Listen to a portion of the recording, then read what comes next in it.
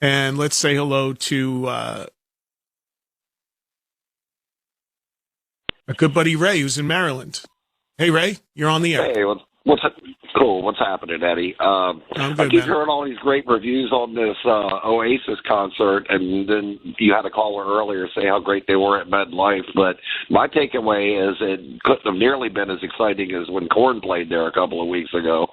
I haven't heard any masturbatory stories around Oasis, so give it a I call. guess, yeah. Well, I talked about that story, but yeah, nobody got quite that excited. I don't think, apparently. Thankfully, Exactly. Thankfully. Yeah. I'm still recovering from last night's game, of course. The Ravens is my team. And I couldn't really watch it live because I get up at 4 in the morning for my job. And so we put it on the television, in our bedroom, went to sleep. I woke up a couple of times. It looked like, okay, Ravens look like they got this. I actually woke up. There was like 6 minutes left. They're up by 15. And then I fell a little out of it, fell right back asleep.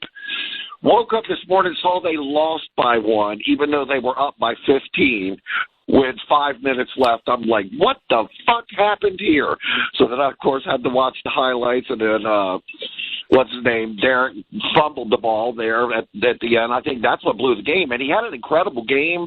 Lamar had a great game. Flowers had a great game. I was like, how? It doesn't even seem mathematically possible that you have 5 minutes left and you're up by 15 and then you lose. Yeah.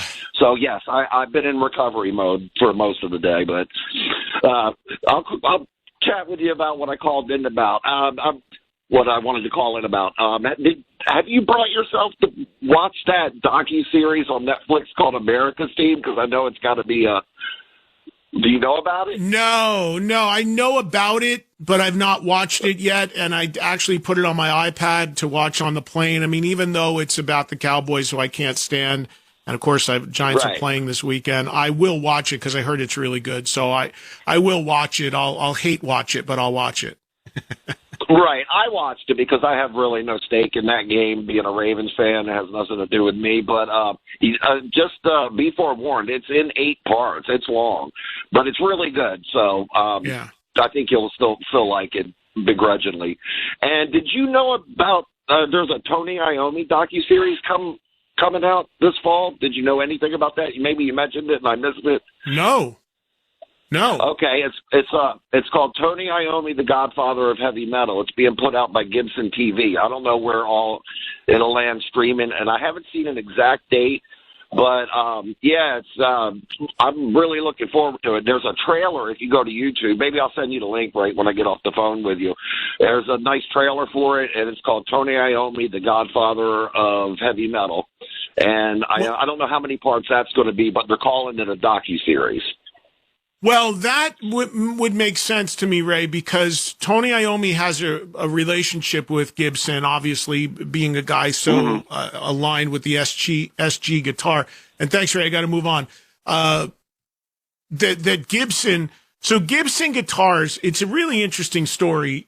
The re-rise of Gibson guitars. I think people forget that 6, 7, 8 years ago, Gibson Guitars was almost rumored to be going out of business. And it's such an iconic brand that it would have been really unfortunate if that happened. And I remember it was a big thing because the NAMM show, which happens in California every January, which is such a big deal for the industry, that was the one year that Gibson didn't even go. They had like no presence there. Everyone's like, yep, they're on their way out. And then they revitalized. They brought in new people to run the company. And then they started to reconnect with a lot of artists they used to endorse and used to play their instruments. And they really upped the game with their product and their marketing and their leadership of the company. And did a great job with it. And I know the guy who now runs the company. His name is Cesar, really good guy. And he's very passionate rock fan. I hear from him from time to time. And he went out there and made all these deals with a lot of these artists who have made Gibson guitars iconic brands. Even artists that didn't aren't necessarily known for just playing Gibson, but other brands he's developed guitars with. So they've completely turned it around. And one of the things, one of the reasons why I know Cesar is because he was a big fan of my old TV show. And there was a time he was trying to figure out how to help to bring it back, which whole nother story there. But he has done stuff with the Gibson brand, with a YouTube channel that's done some very good stuff there. There was this thing where it's not him doing it, it's a guy that works with him, Mark, and they did a thing where they went through all of Paul Stanley's guitars. Like, there's really good stuff online that they've done visually. And then also, don't forget, they started a record label. The last Slash album came out on Gibson Records. Of course, Slash is like a brand ambassador for Gibson, being so associated with the Les Paul.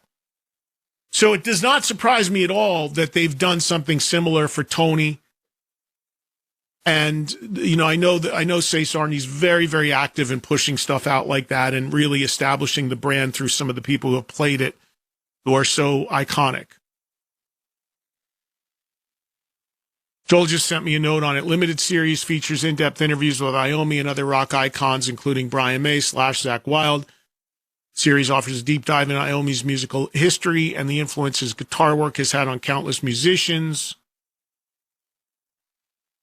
Contributions from Brian May / Zakk, Mustaine, Kirk Hammett, Steve Vai, Scotty and Rex Brown, and more. Yes, arriving this fall. So I'm sure it's going to be an online thing for their channel. And again, he has and they have access to all these people because most of them they endorse and they have deals with and they make signature guitars for. But that's all something that he reestablished and really built up very impressively.